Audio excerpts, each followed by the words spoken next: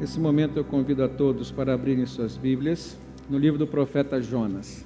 Nós estamos vindo de uma jornada dentro deste livro e já estamos no terceiro sermão, é um sermão por capítulo, então cremos que, se Deus assim nos permitir, domingo que vem estaremos encerrando esta série de sermões sobre o livro de Jonas.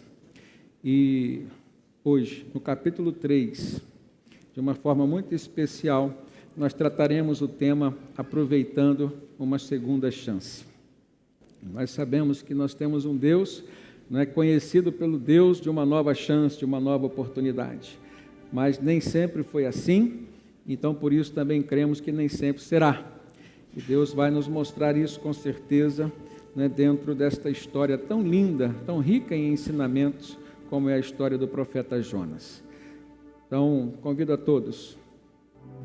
Jonas, capítulo 3. Vamos ler todo o capítulo 3, são 10 versículos apenas, e nele nós pediremos ao Senhor que venha falar aos nossos corações. Quero pedir que aumente um pouquinho o microfone, que eu não estou me ouvindo bem, tá bom? O arrependimento de Nínive.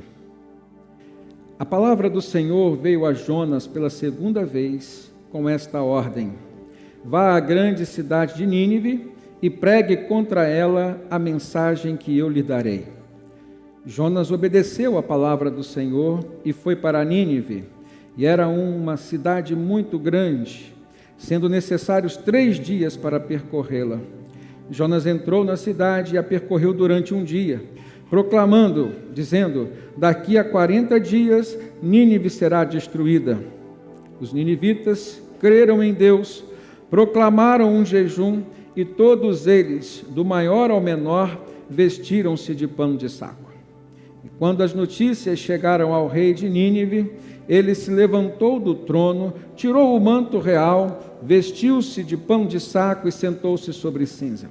E então fez uma proclamação em Nínive, dizendo: por decreto do rei e de seus nobres, não é permitido a nenhum homem ou animal, bois ou ovelhas, provar coisa alguma. Não comam e nem bebam.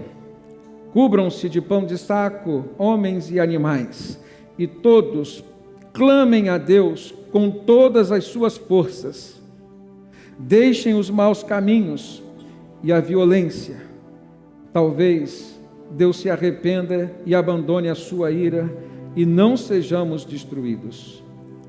Tendo em vista o que eles fizeram e como abandonaram os seus maus caminhos, Deus se arrependeu e não os destruiu como tinha ameaçado. Amém, queridos? Feche seus olhos, por favor. Fechemos e falemos com Deus nesse momento. Pai, a Tua palavra, Deus, foi lida e ela está aberta diante de nós.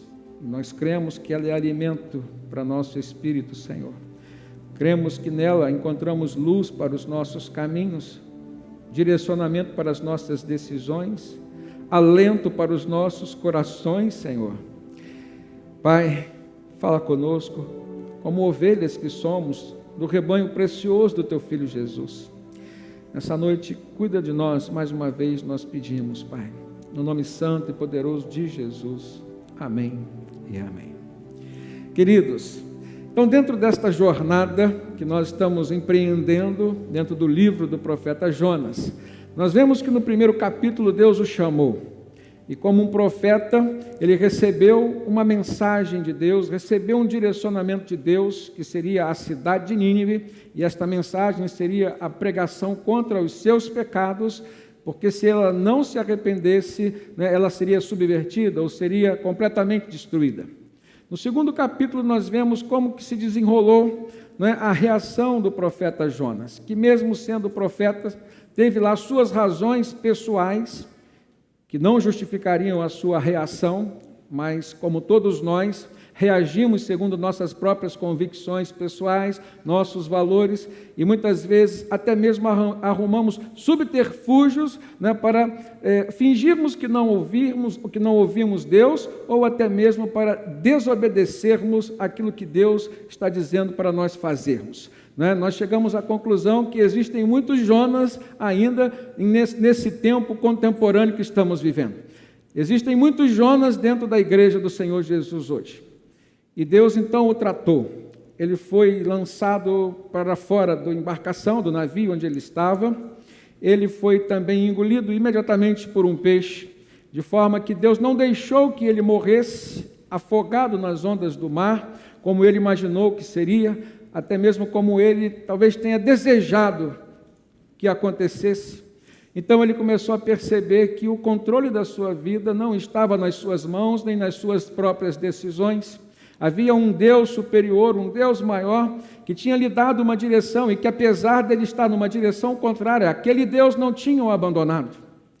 Então, 3 dias e 3 noites dentro do ventre daquele peixe grande, enorme, Deus tratou com Jonas. Jonas buscou o Senhor. A Bíblia diz que ali ele orou. A Bíblia diz que ali ele não comeu nem bebeu nada, então ele jejuou também. E quando nós jejuamos, quando nós oramos, não existe, irmãos, nada diferente que possa acontecer conosco do que ouvirmos a voz do Senhor, do que encontrarmos a cura nesse Deus precioso e maravilhoso e poderoso que nós temos. E então, depois de ser tratado, depois de ser curado, depois de ser completamente transformado, então Deus deu ordem àquele peixe para que lançasse Jonas em terra firme. E assim, então, terminou o capítulo 2. Agora nós estamos na entrada do capítulo 3, em que Deus dá uma segunda chance àquele profeta. E o tema da mensagem que eu gostaria de trazer para os irmãos dentro deste texto é aproveitando uma segunda chance. Até mesmo porque nós sabemos, irmãos, que Deus não tem obrigação de nos dar nem uma segunda, nem uma terceira chance. Ele é o Deus soberano, Ele é Deus, e quando Ele fala, nós precisamos ouvir. Nós olhamos no Antigo Testamento e vemos que, para alguns casos, não houve segunda chance. A mulher de Ló sabia o que tinha que fazer. Deus havia dito para Ló sair com toda a sua família daquela cidade, Sodoma e Gomorra, porque ele haveria de destruí-la. Então, já era graça de Deus sobre a vida de Ló e de sua família receber uma palavra de alerta e de direcionamento, mas eles não poderiam olhar para trás. Olhar para trás significaria, naquele momento, um sinal de lamentação, um sinal de quem não estava querendo deixar uma vida de pecados, porque Sodoma e Gomorra representavam isso, uma vida imersa em pecados, e a mulher de Ló olhou para trás, e a Bíblia diz que ela foi completamente, ela foi morta naquele momento, virou uma estátua de sal.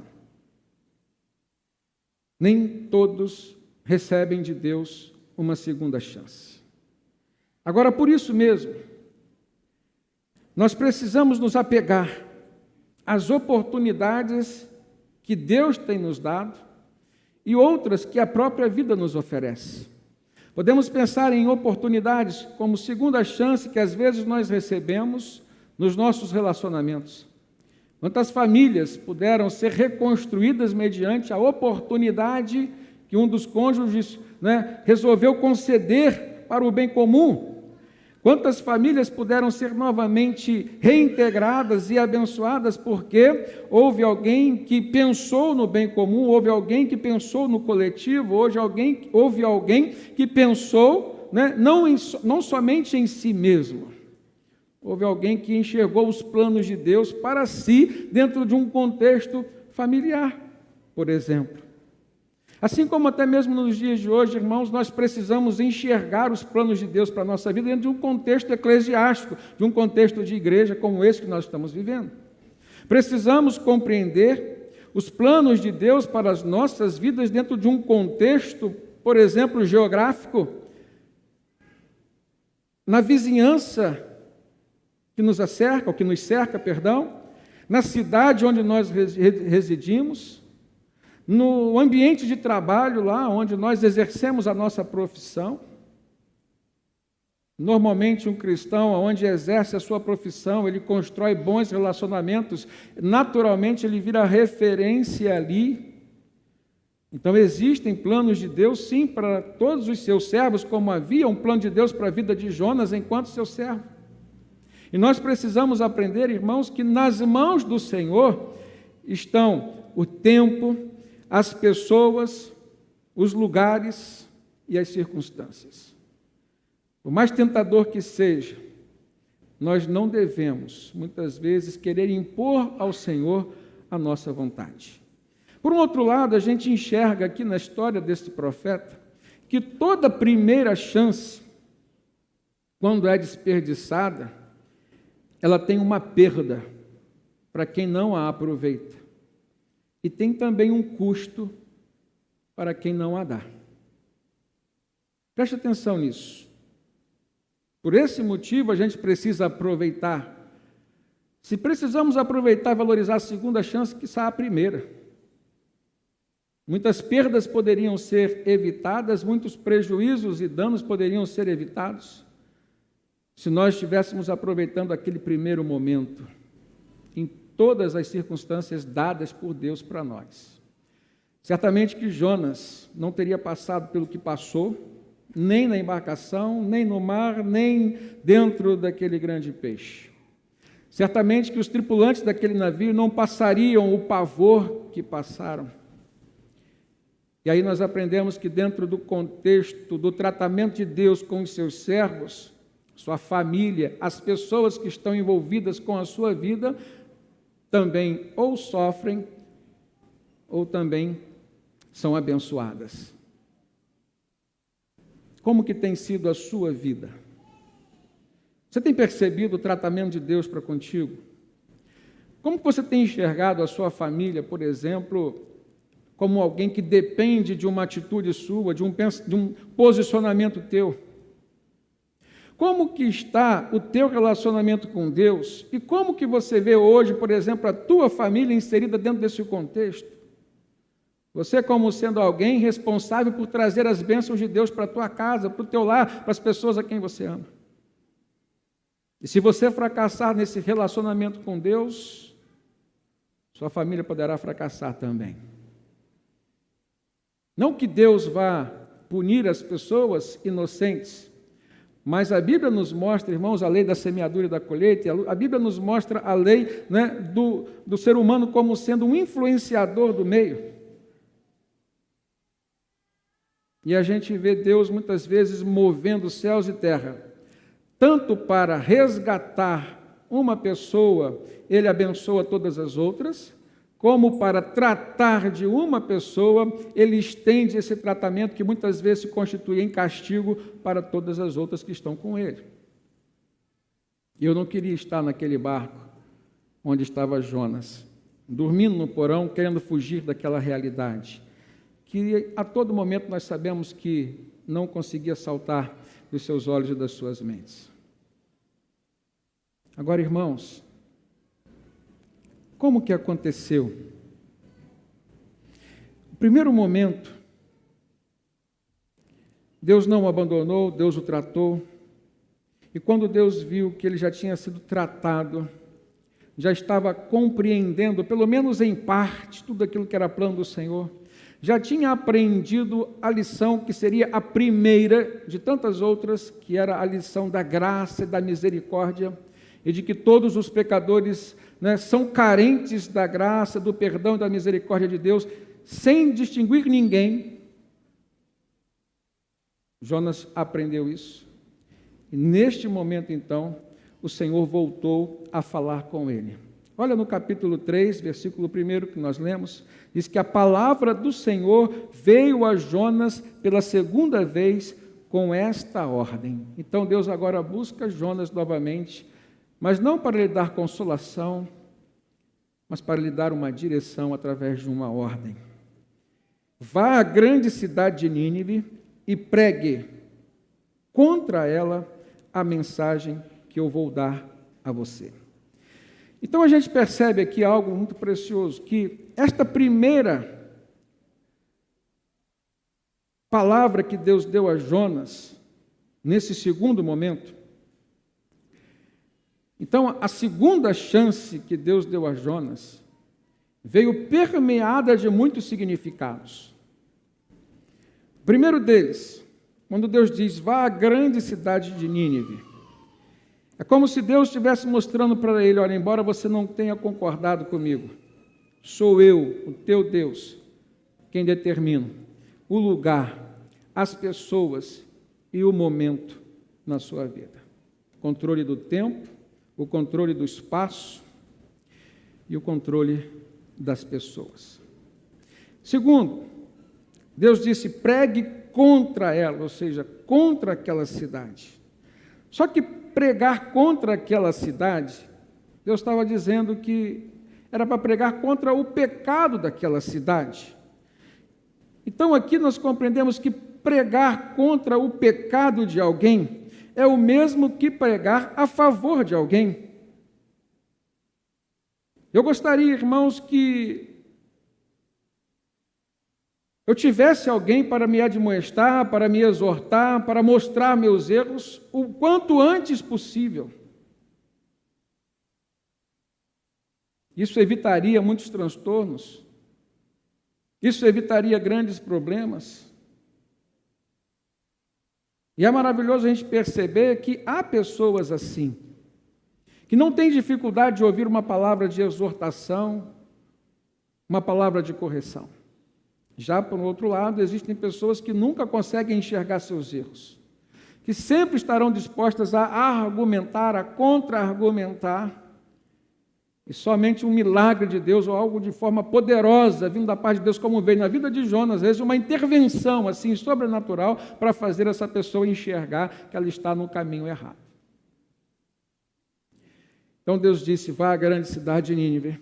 Deus disse: pregue contra ela, mas amando esta cidade, amando as pessoas que ali estão. Então, muitas vezes, a manifestação do amor de Deus para conosco e para com os seus implica em ouvirmos de Deus algo diferente daquilo que gostaríamos de ouvir. Da mesma forma, num plano horizontal, pessoas que nos amam verdadeiramente são aquelas pessoas que, no momento em que mais precisamos, chegarão até nós e dirão o que nós estamos fazendo de errado, o que precisa mudar na nossa vida. É isso que difere um colega de um amigo. O amigo é aquele que não dá o tapinha nas costas e manda prosseguir. O amigo é aquele, que não esconde os erros do outro, mas diante do outro, para o outro, em particular com o outro, ele abre seu coração como quem estivesse abrindo a própria palavra de Deus e diz: esse caminho que você está indo não é o caminho do Senhor. No final, não vai ser o melhor. Eu quero dizer para os irmãos que na vida pastoral isso é algo natural. Mas também quero dizer para os irmãos que antes de ser pastor, isso já acontecia comigo nos ambientes de trabalho, numa proporção bem menor. Portanto, quero dizer para os irmãos que aqui eu vejo verdadeiros conselheiros. Você pode ser um conselheiro, alguém que com a palavra de Deus no seu coração, ao se abrir para um amigo, para alguém quem você ama, você se transformará num instrumento de Deus para transformar e abençoar aquela vida, e quem sabe livrá-la de terríveis consequências. Agora, é preciso ter coragem? Sim. Porque às vezes até mesmo nessa caminhada, a gente é mal compreendido. Mas no caso de Jonas, irmãos, era ele Deus. E quando é a gente tratando diretamente com Deus, Deus tratando diretamente conosco, a coisa é diferente. E eu aprendo aqui que quem deseja o bem do outro tem que ter coragem para confrontar os seus erros. E aí, seus erros significam seus instintos, seu temperamento, seus valores. Se você ama essa pessoa que talvez na sua mente agora esteja passando, é o Espírito Santo tocando em você, se encha de coragem, busque uma palavra de Deus, entrega para ela.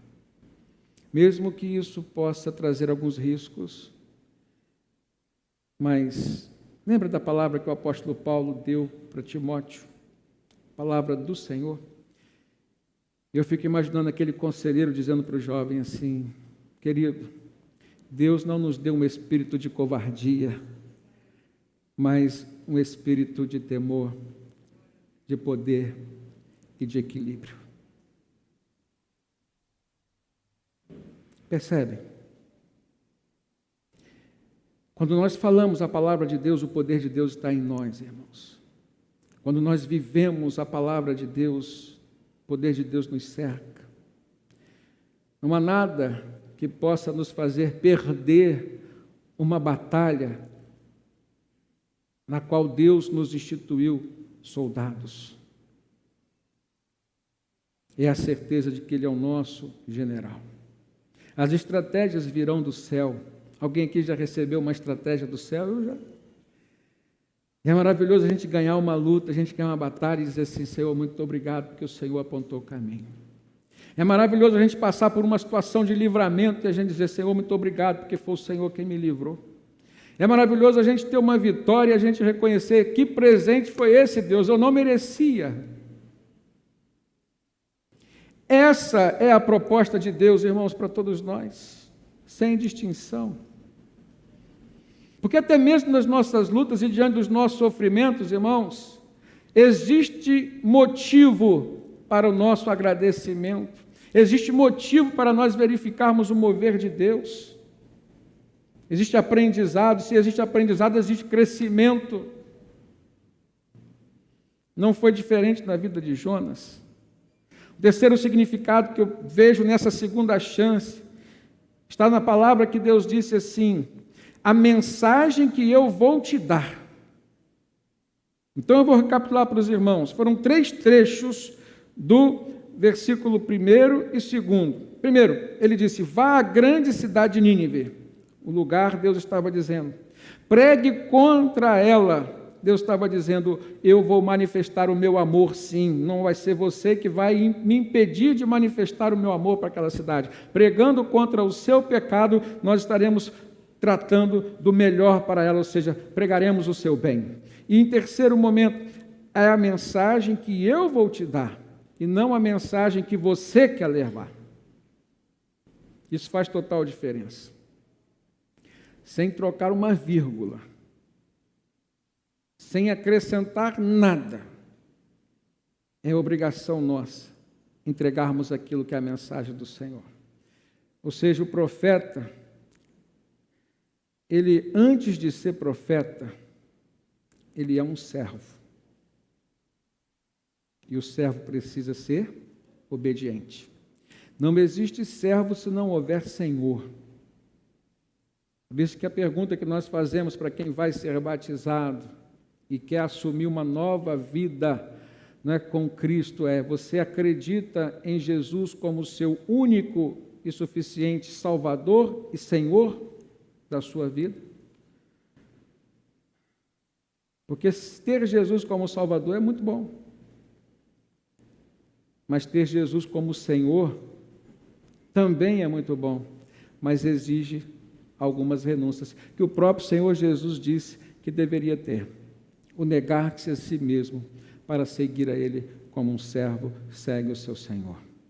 Então, irmãos, nós temos que seguir a mensagem de Deus, não podemos mudá-la, não podemos escolher aquilo que vamos falar, não podemos amenizá-la e nem tampouco aumentá-la, e muito menos distorcê-la. Então, antes de você entregar a mensagem para alguém, aplique essa mensagem na sua própria vida e veja se você também não está precisando dela. Isso vai te ajudar no processo de autoridade da palavra que você vai levar. Um outro ponto importante que nós precisamos tratar é que quem já sentiu o peso e as consequências da desobediência a Deus não pode incorrer no mesmo pecado. Jonas se enquadra dentro deste preceito. No versículo 3, nessa segunda chance que Deus deu a Jonas, a palavra dele veio a Jonas mais uma vez, diz o texto, uma segunda vez. Versículo 3 diz que Jonas obedeceu a palavra do Senhor e então foi para Nínive. Agora aqui tem um detalhe a mais. Diz que Nínive era uma cidade muito grande. E diz que demorava 3 dias para percorrer aquela cidade. E vamos compreender por que o texto faz questão de dizer isso, ou por que o próprio Jonas acrescenta isso, logicamente que inspirado pelo Espírito Santo. Então existe algo relevante aqui. Uma das coisas, irmãos, é que quando o servo de Deus quer realmente servir o seu Senhor, ele não mede sacrifícios. Era uma cidade enorme, era uma pessoa só. Não tinha internet, não tinha televisão, não tinha rádio, não tinha panfletos, não tinha carro de som. Era ele com a sua voz. E ele não desanimou. No poder de Deus, e somente no poder de Deus, ele seria capaz de fazer aquilo que era uma ordem de Deus. Então, pare e pense um pouquinho. Abençoar sua família é algo de Deus para você e para sua família? Sim, então, independente da situação, independente da dificuldade, independente do problema que você está vivendo na sua casa, no poder de Deus, e não no seu, você vai ser capaz de abençoar a sua casa. Amém? É assim que a gente precisa compreender e aplicar essa palavra preciosa na nossa vida. Então era uma cidade grande, demorava-se 3 dias, só que a Bíblia diz que Jonas percorreu e anunciou toda a palavra em um único dia. Tal era a pressa que ele tinha em fazer aquilo que Deus tinha mandado ele fazer, e tal foi o mover sobrenatural, creio que do Espírito Santo, sobre aquelas vidas, mediante a pregação genuína, pura, que o profeta estava fazendo, pregando, vindo da parte de Deus. E aí eu aprendo um detalhe, irmãos. É diante dos grandes desafios que Deus coloca diante de nós, à nossa frente, que nós teremos a oportunidade de ver o seu grande poder nos ajudando a desenvolver. Então não corra de nenhum desafio. Você pode se ver pequeno, você pode se vir pequeno diante desse desafio. Isso é natural das pessoas humildes, e humildade agrada o Senhor. Mas você deve enxergar o grande poder de Deus, apesar de você, agindo sobre você em seu favor. Isso aconteceu na vida de Jonas. E não só na vida de Jonas. Se nós olharmos, a Bíblia vai estar repleta de exemplos. Pense em Moisés, o grande desafio que Deus deu a Moisés, sendo ele inclusive gago, né, tinha que liderar agora uma grande nação, tinha que tirá-los de um cativeiro do Egito. Então, Moisés começa a ver as 10 pragas acontecendo no Egito, ou seja, o mover de Deus. Se o desafio era grande, né, as obras do Senhor também serão grandiosas. E aí ele vai para o deserto, e ali Deus manda uma nuvem para protegê-los do sol, Deus manda uma coluna de fogo para aquecê-los e direcioná-los durante a noite. Quando ele chega diante do Mar Vermelho, e aquilo parecia ser um impedimento, e era um impedimento, à frente o mar, atrás o exército dos egípcios, Deus fala com ele: estende o seu cajado. O cajado de Moisés tinha poder, irmãos? Nenhum. Mas Deus estava provando a sua fé e a sua obediência. Então ele estende o cajado, o mar se abre, o povo passa a pé enxuto. E para completar o que é milagre, o que é sobrenatural, o povo ia terminando de passar, as águas iam se fechando, e o exército egípcio, o exército de Faraó, ia sendo sacrificado e afogado ali sobre aquelas águas. Mais adiante, a gente pode ver Josué, sucessor de Moisés. Para esse agora, o grande desafio era conquistar a terra prometida. Deus tinha dito: eu vou dar uma terra para vocês. Só que Deus não disse que aquela terra estava habitada. Primeiro desafio, tinha que atravessar o Rio Jordão. Toda uma nação, irmãos, quase 3 milhões de pessoas. As águas do Jordão pararam. Um tempo suficiente para cerca de 3 milhões de pessoas atravessarem, ou seja, não foi um tempo curto. Depois, a primeira cidade, Jericó, completamente habitada, fortificada, e aí Deus mostra, olha, é por mim, não é por vocês. É por mim que vocês vão conseguir conquistar e habitar esta terra que eu estou dando a vocês. Por que Deus não deu aquela terra limpa, irmão, sem ninguém, campo preparado para plantio e colheita, justamente para que eles pudessem descobrir o que é depender do Senhor, o que é ter que caminhar junto com o Senhor. Ou seja, irmãos, nas nossas lutas, a gente precisa transpor. A nossa batalha hoje não é mais uma batalha física, não é mais uma guerra física. O nosso inimigo não precisa ser morto à espada como era antigamente, mas o inimigo existe. Ele é espiritual, as armas são espirituais, a batalha é espiritual e a gente enfrenta uma todos os dias. E a gente precisa aprender o quanto é importante termos as nossas conquistas com Deus ao nosso lado. Então preste atenção, glorifique ao Senhor pelas suas batalhas. Se Deus está permitindo você estar enfrentando lutas, Ele sabe que isso é importante para você. E aí você vai entender por que uns têm menos lutas, outros enfrentam mais lutas. Por que a luta do seu irmão ela é maior do que a sua? Porque Deus tem uma obra maior para fazer na sua vida do que na vida dele.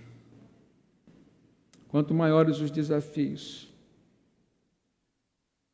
maior será o mover de Deus na vida de quem aceita lutar pelos desafios com Ele, debaixo da mão poderosa dele.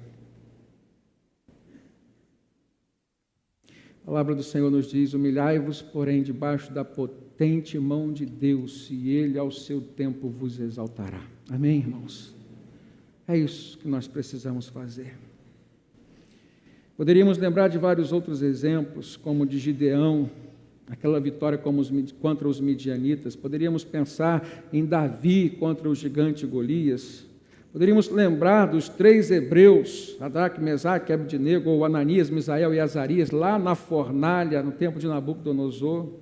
Poderíamos lembrar de Daniel, enfrentando a cova dos leões. Daniel, que significa Deus é o meu juiz.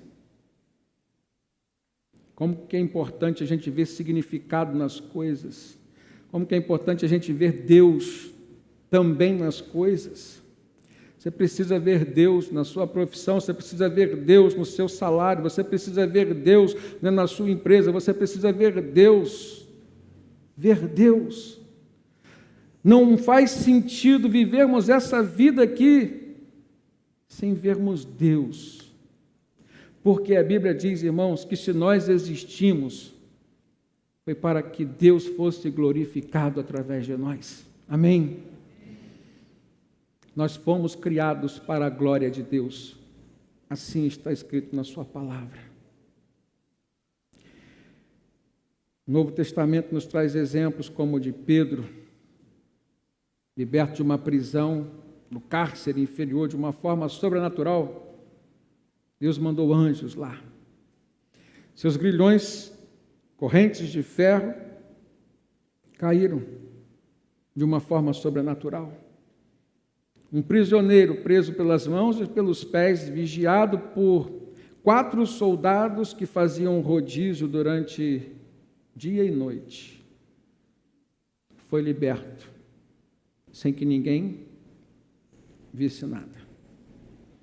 Mas a igreja a qual Pedro pertencia se encontrava orando para que Deus o libertasse. Amém, irmãos? Maravilhoso. O apóstolo Paulo, irmão, saiu de um naufrágio, foi picado por uma serpente da qual ninguém escaparia, simplesmente sacudiu a mão.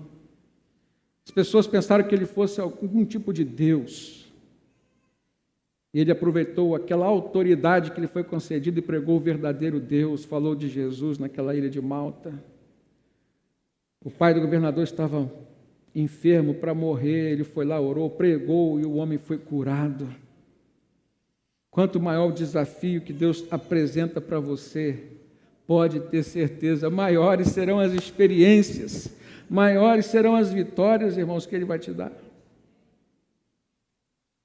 Para que correr? Para que fugir como Jonas fugiu? a gente só vai estar dificultando as coisas, porque Deus não vai desistir dos planos que Ele tem para mim e para você. Amém? Uma terceira lição que nós podemos tirar nesse texto é que o poder da mensagem de Deus não está na sua beleza. O poder da mensagem de Deus não está também na sua complexidade. Pelo contrário, está na sua simplicidade e na sua autoridade. Olha no versículo 4, como que era a mensagem, como que ela era simples. Jonas entrou na cidade e a percorreu durante um dia, proclamando: daqui a 40 dias Nínive será destruída. Só isso. E ele repetia. Agora, preste atenção. Se vem uma mensagem como essa para você, sem nenhuma explicação, será que ela seria capaz de te convencer? Dificilmente. Dificilmente. Justamente para comprovar o que a Bíblia fala, que quem convence o homem do pecado, da justiça e do juízo é quem, irmãos? É o Espírito Santo, não é o pregador. O pregador simplesmente é um instrumento. Ele precisa ser a pessoa certa, no lugar certo, na hora certa, para a pessoa certa. Porque Deus já sabe quem será o destinatário dessa mensagem. Ele já sabia, bastava que Jonas ou qualquer outra pessoa fosse lá anunciar esta mensagem. Uma mensagem simples, mas confrontadora. Lembra que Deus falou, pregue contra aquela cidade. Confronte-a com os seus erros. Ele pregou, o Espírito Santo mostrou para todos que ouviram que realmente era uma mensagem pertinente. E a gente vai ver que o contexto de Nínive era um contexto de maldade e de violência. O próprio rei daquela cidade decretou, por força de lei, que o povo deveria mudar de vida, mudar de pensamento, rever seus conceitos. De uma forma diferente, mas dentro dessa mesma visão. Às vezes não é a maldade, não é a violência que está trazendo ou está por trazer o juízo de Deus para nós. Mas a mensagem é a mesma. O salário do pecado é a morte, mas o dom gratuito de Deus é a vida eterna em Cristo Jesus. Amém, irmãos? Se nós pudéssemos resumir a Bíblia em dois versículos, eu diria, esse e o outro de João 3,16, porque Deus amou o mundo de tal maneira que deu o seu Filho unigênito, para que todo aquele que nele crê não pereça, mas tenha a vida eterna. Se os irmãos perceberem, um completa o outro. Deus é um Deus que dá direção, Deus é um Deus que está disposto a dar chances. O problema é que muitas vezes nós desprezamos as chances que Deus nos dá. Versículos 5 e 6, olha na sua Bíblia, não se afaste dela. Os ninivitas creram em Deus, proclamaram um jejum e todos eles, do maior ao menor, vestiram-se de pano de saco. Vestir-se de pano de saco era uma cultura, né, de quem estava consternado, de quem estava, né, passando por um momento de arrependimento. Quando as notícias chegaram ao rei de Nínive, ele se levantou do trono, tirou o manto real, vestiu-se de pano de saco, igual aos seus súditos, e sentou-se sobre cinza. Vamos pensar um pouquinho, irmãos, como que os moradores de Nínive reagiram, então, àquela mensagem simples, mas confrontadora, que veio da parte de Deus por meio do profeta Jonas. Primeiramente, o texto diz o quê? Os ninivitas creram. A Bíblia fala que sem fé, irmãos, é impossível agradar a Deus. Então, sem fé, será impossível também mudar os planos de Deus. Sem fé, será impossível se livrar do juízo de Deus. Se sem fé é impossível agradar, que dirá as outras coisas? Segundo ponto, eles creram, mas também proclamaram um jejum. Jejum, na Bíblia, é sinal de quem tem pressa. Quem tem pressa do mover de Deus. Quando você não tem pressa por alguma causa, você ora, você repete nas suas orações, você até clama, mas quando você tem pressa, quando a situação é urgente, você vai orar, mas você vai jejuar também. O povo não só orou, não só clamou, como proclamou um jejum. Diz o texto que eles vestiram-se de pano de saco, e eu já falei sobre isso. Se mostraram arrependidos, consternados.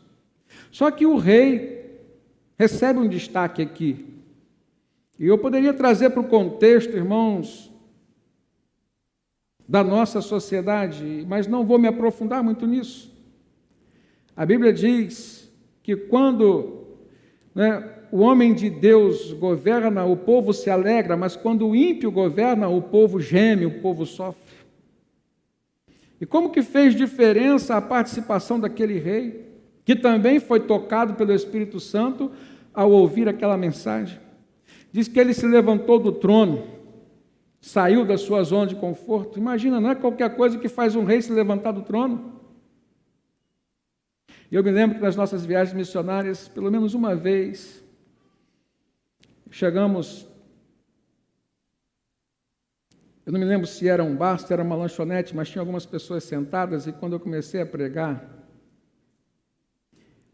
aquela pessoa que no início não estava disposta a me dar tanta atenção, se levantou para ouvir melhor, para não se distrair a mensagem de Deus que estava sendo direcionada a ela. Isso acontece conosco hoje. Às vezes Deus está falando e a gente está sentado de boa, a gente não está nem aí, a gente está até ouvindo, mas a gente não está assimilando, a gente está ouvindo, mas a gente está categorizando, classificando, filtrando aquilo que nos interessa. Irmãos, precisamos ter pressa. Será que você vai esperar as coisas apertarem para você? Será que você vai esperar a enfermidade bater na sua porta? A crise conjugal assolar e começar a destruir sua família? Será que você vai esperar o desemprego?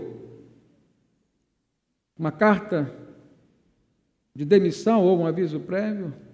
Para você se levantar e dar atenção àquilo que Deus está falando? O rei se levantou do trono, irmãos, da sua zona de conforto, do lugar onde ele decretava, onde ele manifestava o seu poder sobre as pessoas. Ele sai daquele lugar, porque agora alguém mais poderoso do que ele estava falando, uma mensagem mais poderosa estava sendo proclamada. Ele sentiu o peso daquela palavra, como nós precisamos sentir hoje o peso da palavra de Deus, irmãos. Jesus falou que o fardo dele é leve, o jugo dele é suave, mas a palavra dele, irmãos, continua tendo o mesmo peso.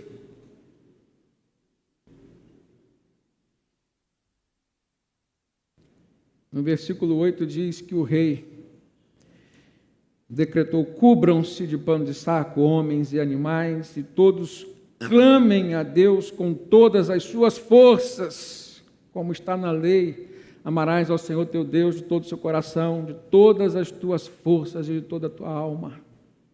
Aqui, o rei de Nínive replica: clamem a Deus com todas as suas forças, deixem os seus maus caminhos e a violência. Muito bom que ele tenha dito: deixem os seus maus caminhos, porque ficou bem aberta a questão.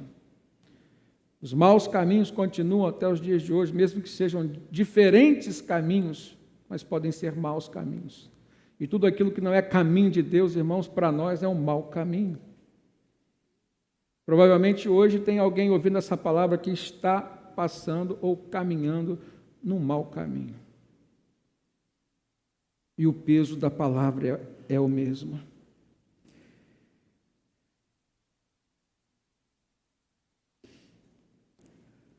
Estava vendo uma experiência vivida por um pregador, pastor Jonathan Edwards. Esse homem pregador presbiteriano, depois congregacional, nos idos de 1740, na época de um avivamento que estava acontecendo nos Estados Unidos. Ele ficou conhecido por uma noite em que ele pregou numa das igrejas, a cidade de Enfield. O título do sermão que aquele pregador levou para aquela igreja dizia: pecadores nas mãos de um Deus irado. Pecadores nas mãos de um Deus irado. E aquele culto ficou famoso na história, irmãos, porque as pessoas que estavam sentadas ouvindo a mensagem, ao serem confrontadas com o peso desta palavra de Deus, ficaram enlouquecidas, se foram tomadas por um arrependimento, ou seja, muitas delas se encontravam nestes caminhos maus. Jonathan Edwards teve por base da sua pregação o texto de Deuteronômio 32, 35, onde Deus disse: a mim pertence a vingança e a retribuição. No tempo devido, os pés deles escorregarão, o dia da sua desgraça está chegando e o seu próprio destino se apressa sobre eles. Esse foi o texto base.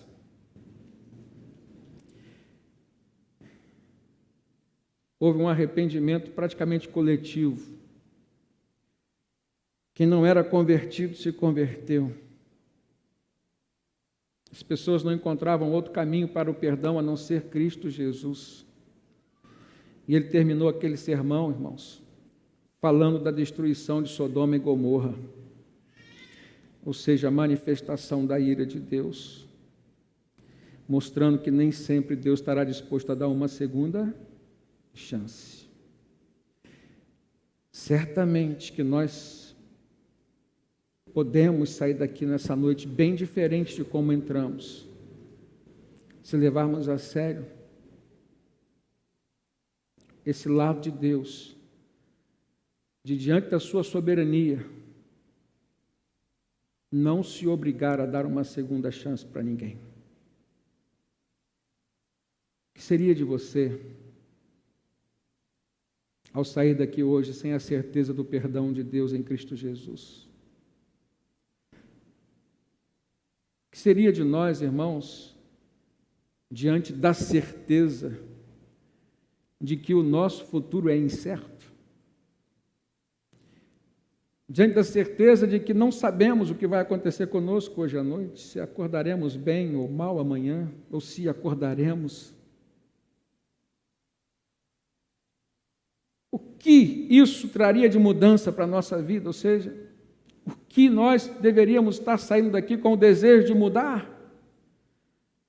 Se você pudesse reescrever as páginas da história da sua vida, como você as reescreveria? O que você faria com a sua vida se você soubesse que os seus dias estão contados?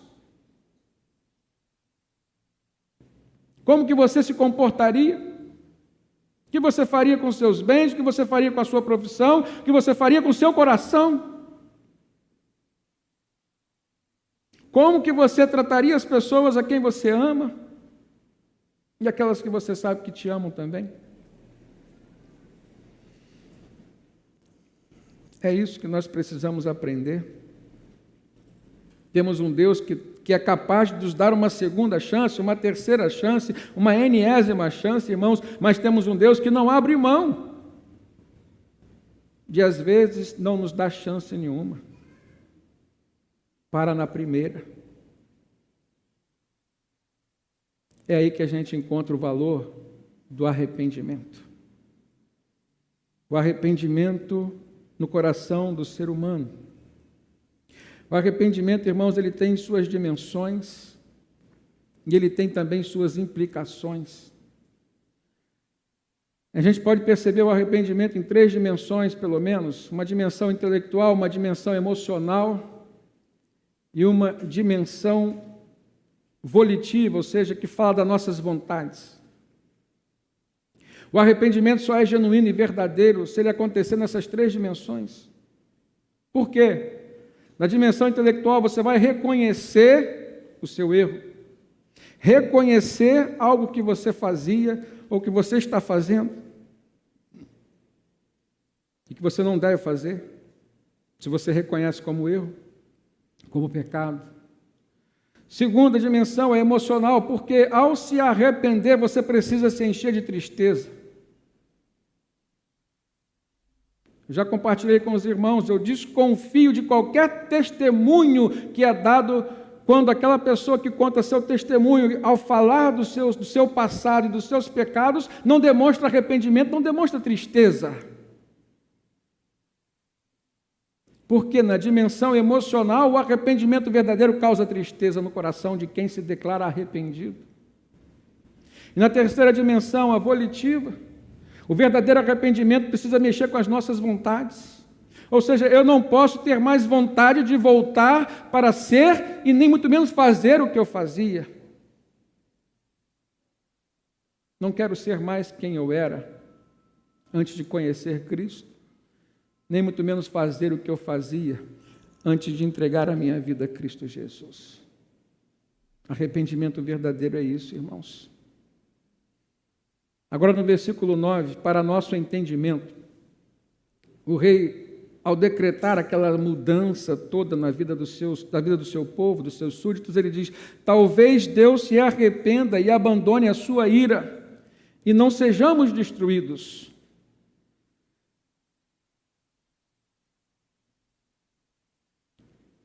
Nesse sentido, a gente vai compreender que Deus não tem do que se arrepender. Deus não erra. Então aqui foi uma figura de linguagem usada por um rei, que era pagão, inclusive, não conhecia o Deus verdadeiro ainda, não conhecia esse Deus a quem ele disse que poderia se arrepender. Ele usou aquilo que a teologia chama de antropopatia, você atribuir sentimentos de homens para Deus. Pessoas se arrependem, ou seja, elas não vão fazer mais o que pensavam fazer, não vão fazer mais o que ameaçaram fazer, não vão fazer mais o que faziam antes. Então, a mensagem do pregador era: se vocês não se arrependerem, Deus vai destruir esta cidade em 40 dias. Ele queria que Deus se arrependesse dessa mensagem,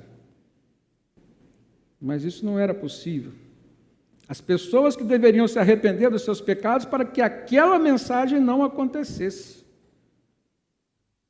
É isso, a gente não pode atribuir a Deus o que compete a nós. A mudança tem que haver em nós, irmãos. Muitas profecias da Bíblia não se cumpriram, não porque Deus mudou de ideia, mas porque o povo mudou diante da proposta e da profecia de Deus. Se vocês mudarem, então eu não vou fazer o que eu estou pensando fazer contra vocês. Isso é simples. A gente não pode querer moldar Deus ao nosso coração, e sim, nós temos o compromisso de moldar o nosso coração ao coração de Deus. E por último, quando nós olhamos para a questão do arrependimento, na vida do ser humano é uma realidade, mas também é uma necessidade. E tem suas implicações. A primeira delas, precisamos clamar, aproveitar e valorizar toda e qualquer chance de Deus para nós, irmãos, principalmente essa segunda chance. E precisamos aprender com Deus a darmos uma segunda chance para o outro também. Porque se recebemos de Deus, por que não darmos ao outro aquilo que de Deus recebemos? O que nós aprendemos aqui na vida de Jonas, irmãos, foi que ele sobreviveu. Os planos de Deus não foram frustrados, porque Deus deu uma segunda chance e porque ele aproveitou a segunda chance de Deus. Teu casamento pode estar dependendo de uma segunda chance tua, para quem você ama. Porque perdão e segunda chance são coisas que caminham juntas. Existe, irmãos, para ser dado. E se nós recebemos, nós precisamos dar também. Perdoa, Senhor, as nossas ofensas, assim como nós perdoamos aqueles que nos têm ofendido, ensinou Jesus na oração. Então precisamos clamar a Deus pela segunda chance. Precisamos aproveitar toda e qualquer segunda chance. Mas precisamos também valorizar. E o que significa isso? Não deixar passar. Talvez você não tenha uma terceira chance. Outra implicação. O arrependimento implica em mudança. Implica em transformação. Metanoia, mudança de pensamento, mas também de comportamento. Veja que no versículo 8 o rei diz: cubram-se de pano de saco, homens e animais, e todos clamem a Deus com todas as suas forças, e deixem seus maus caminhos e a violência, ou seja, mudem, transformem pensamentos e comportamentos. Por quê? Se não houver arrependimento, irmãos, as consequências serão ruins. Mas havendo arrependimento, o versículo 10 conclui a lição, quando diz que Deus viu o que eles fizeram. E Deus viu como que eles abandonaram os seus maus caminhos. E então Deus se arrependeu e não os destruiu como tinha ameaçado. Ou seja, não foi Deus que mudou, foram eles que mudaram.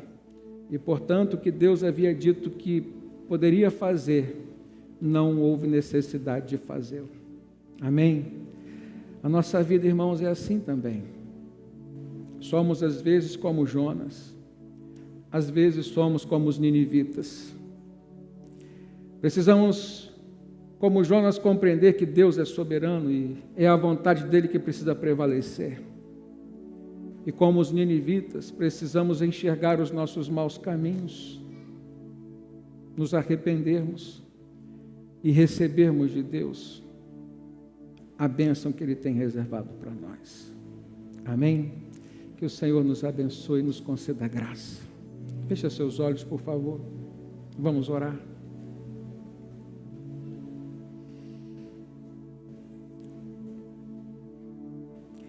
Pai querido, te damos graças por esse momento tão precioso, Deus, em que a Tua palavra nos faz perceber que estamos diante de uma segunda chance e que ao sairmos daqui, Senhor, não podemos desperdiçá-la, Pai, precisamos aproveitá-la.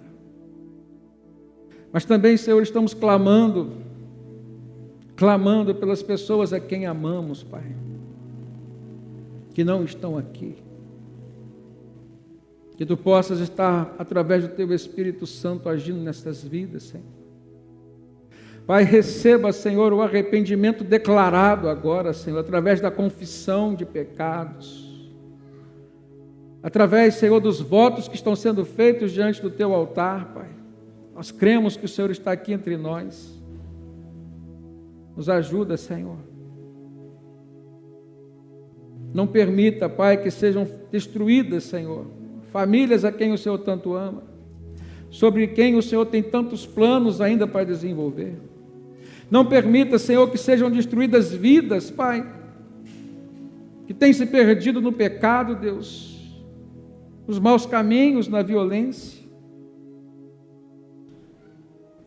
Receba agora, Senhor, todo pedido de perdão que o Teu povo te oferece, Pai.